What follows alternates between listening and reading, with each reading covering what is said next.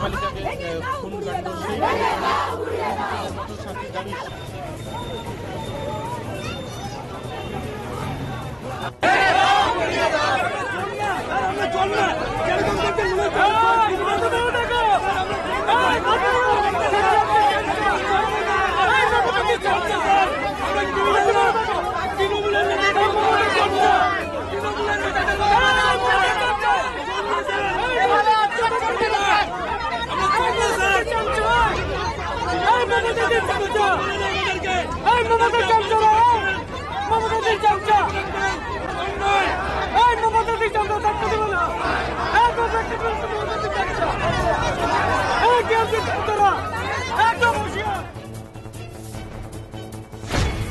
মঙ্গলবার শিলিগুড়ির উত্তরকন্যার কাছে জঙ্গল থেকে উদ্ধার হয় ফুলবাড়ি ১ নম্বর গ্রাম পঞ্চায়েতের শান্তিপাড়া এলাকার এক নাবালিকা মেয়ের দেহ।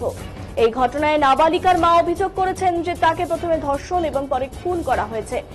একই সন্দেহের ভিত্তিতে পুলিশ দুজনকে আটক করেছে এবং তাদের জিজ্ঞাসাবাদ করছে।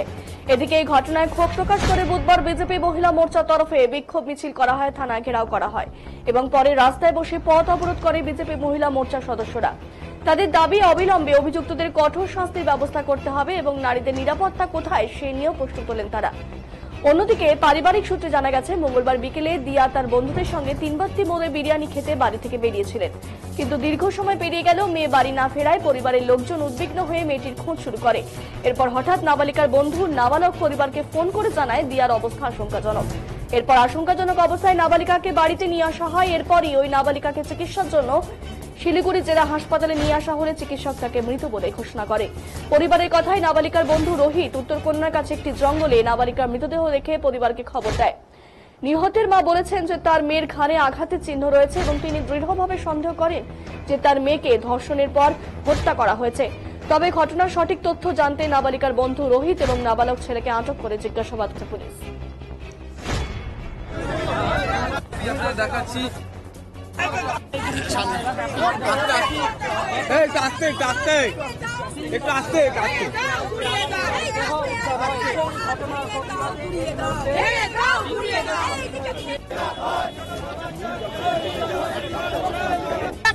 দাদা যে ধরে নিয়ে গেছেন, কিছুদিন পরে দেখবেন এর কোনো সুরাহা হচ্ছে না এবং প্রতিটা কেসই এরকম হচ্ছে।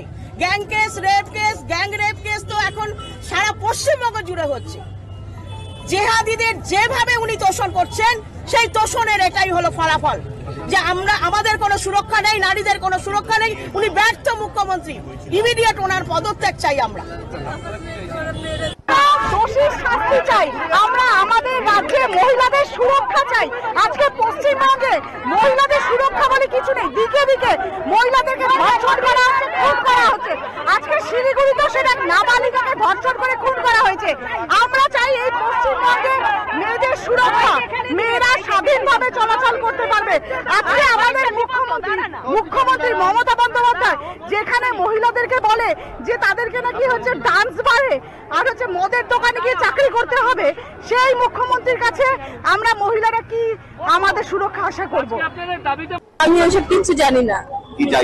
আমি চাইছি ওই অত্যাচারীদের জন্য শাস্তি হয়, ফাঁসি হয়, যেন ফাঁসি লাগবে আমার মেয়ের। আমি বিচার করবো।